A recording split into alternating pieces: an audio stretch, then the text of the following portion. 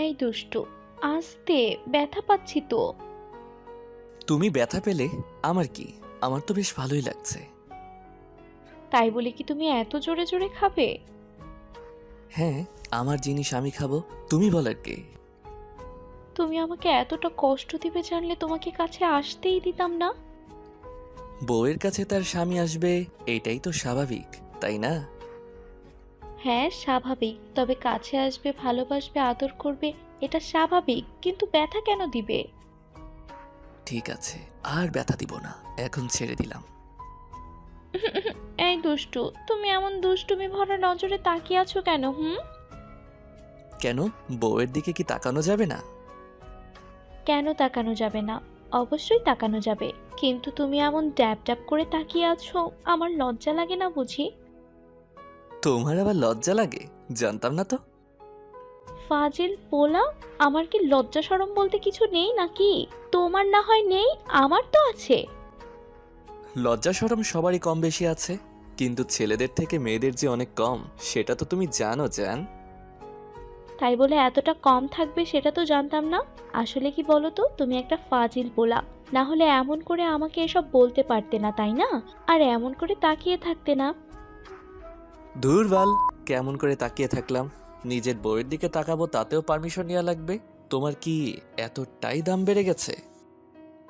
আমি তো বলিনি তুমি তাকিয়ে থাকতে পারবে না, কিন্তু ওরকম দুষ্টুমি চাহনি তো তাকিয়ে থাকো কেন? তোমার চাহনির মধ্যে আমি কিন্তু উল্টোপাল্টা কিছু একটা খুঁজে পাচ্ছি। চেয়ে থাকি, তার মধ্যে আবার দুষ্টুমি কিছু একটা খুঁজে পাচ্ছ? আমি তো অবাক হয়ে যাচ্ছি তোমার কথা শুনে। আসলে কি বলো তো, বউয়ের দিকে তাকানো বারণ আছে সেটা তো আমি জানতাম না। আচ্ছা ঠিক আছে, এখন থেকে আর তাকাবো না। এই বাবু, তুমি রাগ করতেছো কেন? আমি তো এমন করে কথাটা বলতে চাইনি। তাহলে কেমন করে বলতে চাইছো? আমি তো খুব ভালো করেই বুঝতে পারতেছি যে তুমি কেমন করে বলতে চাইছো। ফাজিল পোলা একটা, তুমি বুঝতে পারো না? এমন করে ড্যাব ড্যাব করে তাকিয়ে থাকলে আমার লজ্জা লাগে। তাছাড়া অফিসের মধ্যে এমন করেই তুমি তাকিয়ে থাকো, আর তারপর এখনো তাকিয়ে আছো। তাহলে কেন বুঝতে পারো না যে এমন করে তাকিয়ে থাকলে আমার লজ্জা লাগে? আচ্ছা ঠিক আছে, এখন থেকে তাকিয়ে থাকবো না। আমি জানতাম না যে বউয়ের দিকে তাকিয়ে থাকলে এত বেশি লজ্জা লাগে। তাহলে রাতে যখন আদর করি, যখন নিজের ভালোবাসায় ভরিয়ে দেই, তখন কিভাবে লজ্জাটা কাটে তোমার? যা দুষ্টু, কিসব আজে বাজে উল্টোপাল্টা কথা বলো। এসব বলে আমাকে উত্তেজিত করা হচ্ছে তাই না? আমাকে আরো রাগিয়ে দেওয়া হচ্ছে তাই না? তুমি কি বুঝতে পারো না এসব বললে আমার কেমন কেমন যেন লাগে? তোমার কেমন কেমন লাগে আমি সেটা জানবো কি করে? তাছাড়া আমি কি মেয়ে নাকি যেসব বললে আমার লজ্জা লাগবে? আর কেমন কেমন লাগবে সেটা আমি বুঝতে পারবো। আমি কি তোমাকে বলেছি তুমি মেয়ে? তুমি মেয়ে না হতে পারো, কিন্তু একটা ফাজিলের হাড্ডি। আর প্রচন্ড পরিমাণে লুচু একটা ছেলে, যার জন্য সবসময় আমাকে এরকম লজ্জা দেওয়ার জন্য আজে বাজে আর উল্টাপাল্টা কথা বলতেই থাকো।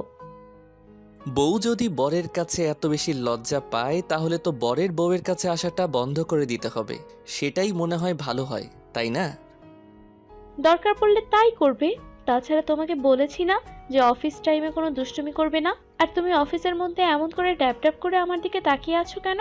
ফাজিল পোলা একটা।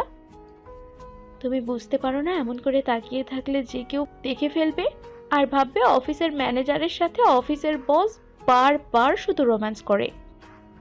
ওরা বাজে ভাবলে তাতে আমাদের কিছু যায় আসে না। তাছাড়া ওরা ভাবলেই কি, তুমি তো আমার বউ, তোমার দিকে আমি তাকিয়ে থাকতে পারি আর তোমার সাথে রোম্যান্স করতে পারি। এমন না যে আমার কোনো অধিকার নেই তোমার দিকে তাকানোর কিংবা তোমার সাথে রোম্যান্স করার। আমি তো সেটা বলিনি, কিন্তু এটা অফিস। এই অফিসের মধ্যে যদি তুমি এমন করে দুষ্টুমি করো আর এমন করে এরকম ফাজলামি করতে থাকো, তাহলে কি আমার খারাপ লাগবে না বলো? আর বোঝাতে হবে না, বুঝে গেছি তুমি কি চাইছো। আমি তোমার দিকে না থাকি, তাই তো? তাহলে সেটাই হোক। আমি অন্তত আর তোমার সাথে কোনো দুষ্টুমি করব না যেটাতে তুমি খুব বেশি কষ্ট পাও।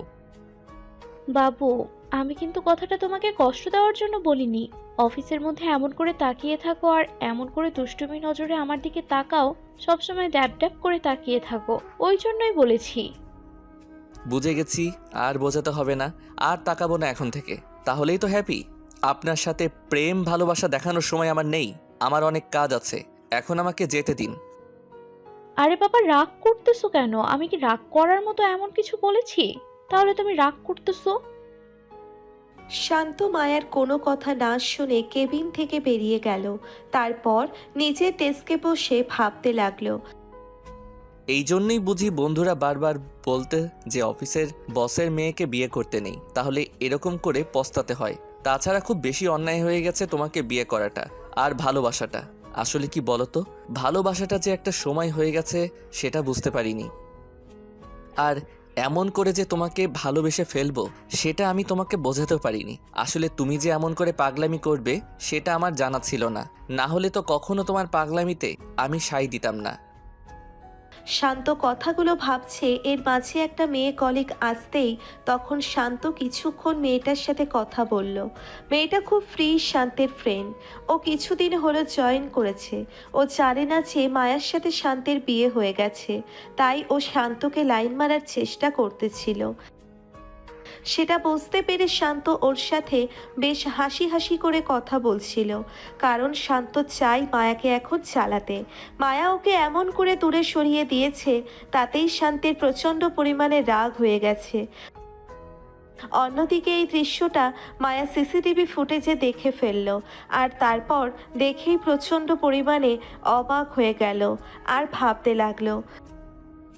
ঘরে বউ থাকতে এরকম লুচ্চামি করা? তুই এমনটা করার আগে দুইবার ভাবলি না, তাই না? এই লুচুগিরিটা তোমার আজীবনেও যাবে না। ওই জন্যই বারবার এরকম লুচুগিরি করতে শুরু করেছো। তোমাকে যখন তখন দেখি যে তুমি মেয়েগুলোর সাথে, অফিসের মেয়েগুলোর সাথে এরকম করে প্রেম করতে থাকো।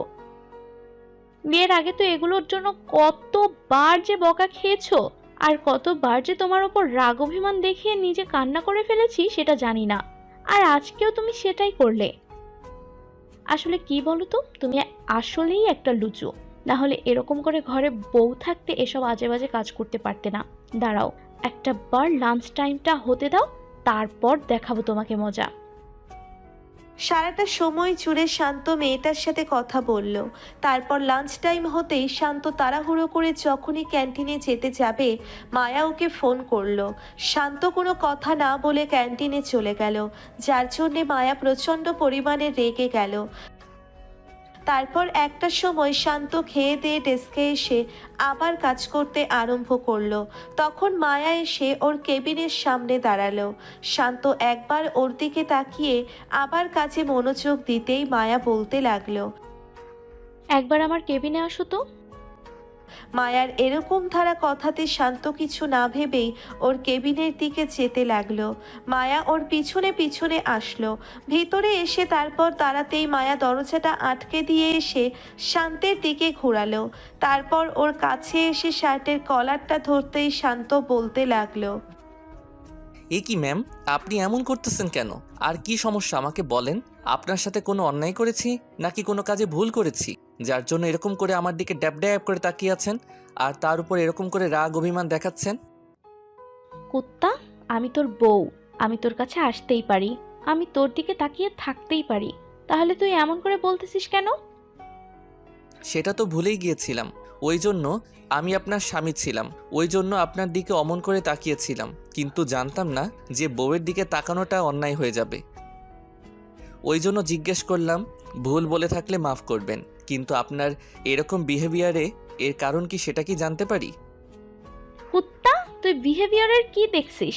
আসলে তোকে ভালোবাসাটাই আমার ভুল হয়েছিল, তাই না? যার জন্য তুই এমন করে আমাকে বারবার শুধু কষ্ট দিস। তোকে আমি বোঝাতে পারি না যে তোকে আমি কত বেশি ভালোবাসি। সেটাই ম্যাডাম, ওই জন্যই বলেছিলাম যে আমাকে বিয়ে করবেন না। আমাকে বিয়ে করলে আপনাকে পস্তাতে হবে।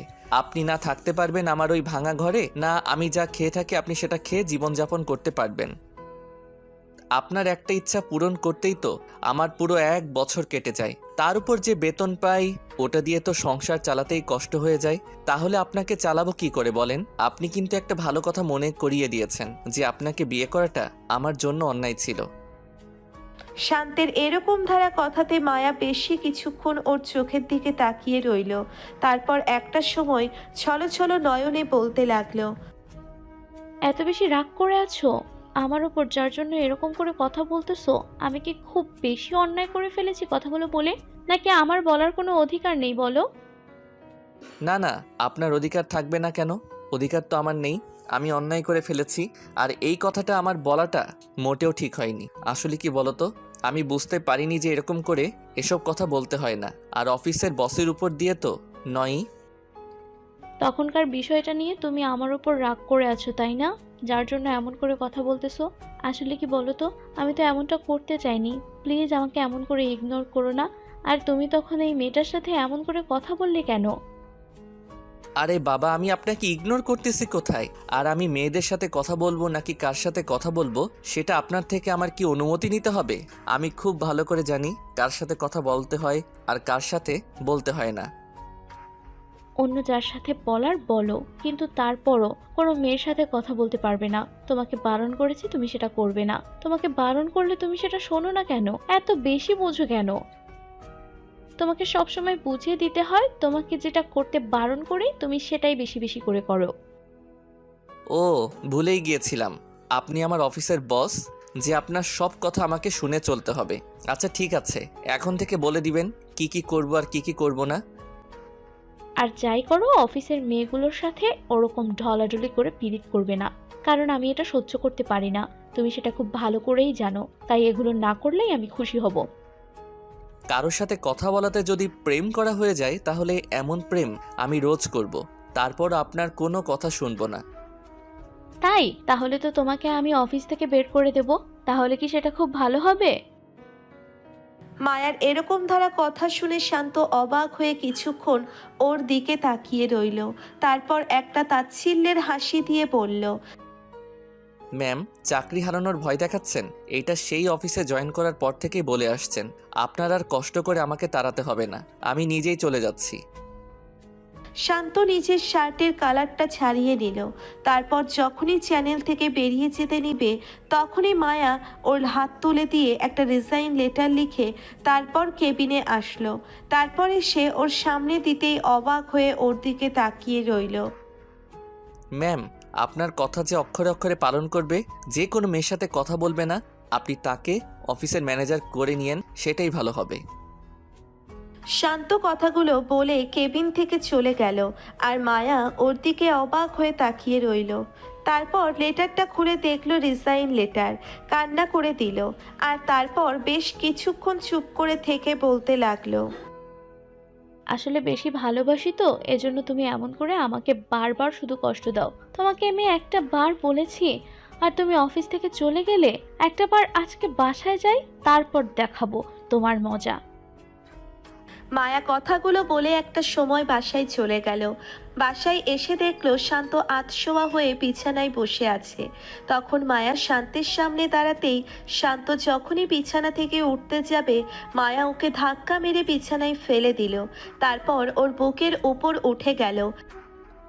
মায়ার এরকম কর্মকাণ্ড দেখে শান্ত বারবার ওকে বারণ করতে লাগলো এরকম কিছু করতে। তখন মায়া ওর বুকে মুখ গুজে ফুপিয়ে কান্না করতে লাগলো। শান্ত কিছুক্ষণ চুপ করে থেকে বলতে লাগলো, ম্যাডাম, আপনার আবার কি হলো? কি এমন বললাম যার জন্য এরকম কান্নাকাটি করতে হবে? শান্ত কিছুক্ষণ মায়ার কান্নাটা থামানোর চেষ্টা করলো। তারপরও মায়ার কান্না কিছুতেই থামছে না। একটা সময় মায়া রাগ করে ওর ঠোঁটে ঠোঁটছোড়া ডুবিয়ে দিল আর ইচ্ছে মতো কিস করতে লাগলো। তারপরও শান্ত যখন রেসপন্স করছিল না, তখন মায়া জোরে সোরে শান্তের ঠোঁটে একটা কামড় বসিয়ে দিল। শান্ত ওকে ছাড়িয়ে দিতেই মায়া বলতে লাগলো, ঠিক হয়েছে, একদম ঠিক হয়েছে আমাকে কাঁদানো, তাই না? আমাকে সব সময় ইগনোর করা। আসলে কি বলো তো, খুব বেশি ভালোবাসি তো, এজন্য এমন করে ইগনোর করো, তাই না? ইগনোর আমি না, আপনাকে নয়, আপনি আমাকে করেন। তাছাড়া আপনি খুব ভালো করে জানেন যে আমি আপনাকে কতটা ভালোবাসি, কিন্তু আপনি তারপর আমার উপর রাগ অভিমান দেখান। আসলে সত্যিকারে ভালোবাসি তো, এই জন্য এখন আমার ভালোবাসাটা আপনার কাছে পুরনো হয়ে গেছে, তাই না? আর একটা বার যদি এসব উল্টাপাল্টা কথা বলো না, বিয়ের আগে যেটা করে দেখাতে চেয়েছিলাম এখন কিন্তু সেটাই করে দেখাবো।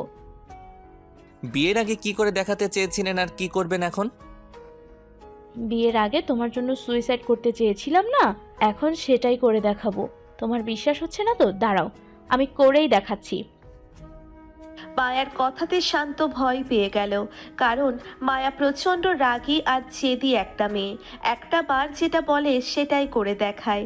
মায়া শান্তকে ছেড়ে যখনই উঠে যাবে তখনই ওর একটা হাত ধরে তারপর টান দিয়ে ওকে বুকে এনে ফেললো আর কোমরে জড়িয়ে ধরে। সব সময় এত রাগ অভিমান দেখাও কেন? নিজেকে কষ্ট দিতে গিয়ে তো আমাকে কষ্ট দিয়ে ফেলো। তাহলে তুমি আমার ওপর রাগ দেখিয়ে অফিসের রিজাইন লেটার দিয়ে আসলে কেন? তোমাকে কে বলেছে এরকম ঢং করতে? হ্যাঁ, তোমাকে আমি সামান্য একটু বললাম আর তুমি এমন রাগ দেখালে আমার ওপর। অফিসটা তো তোমারই, রিজাইন দিলেই কি তুমি সেটা নিবে নাকি? তাছাড়া কালকেই আবার অফিসে যাব। দেখো, এখন কান্না থামাও। এখন কান্না থামছে না তো তুমি থামিয়ে দাও। আর তখন হাঁ করে তাকিয়েছিলে বলেই তো এমনটা হলো। এখন তাকিয়ে থাকো, দেখো এখন কি হয়। এখন তো অফিসে নেই, এখন আমরা বাসাতেই আছি। তাহলে এখন তাকিয়ে থাকো। শান্ত একটা মুচকি হাসি দিয়ে মায়ের মুখে দুই পাশে হাত রাখলো। তারপর যখনই ঠোঁটের দিকে নিচে ঠোঁট জোড়া এগোলো, মায়া ওদের চার ঠোঁট এক করে দিল। তো ভালো থাক ভালোবাসা।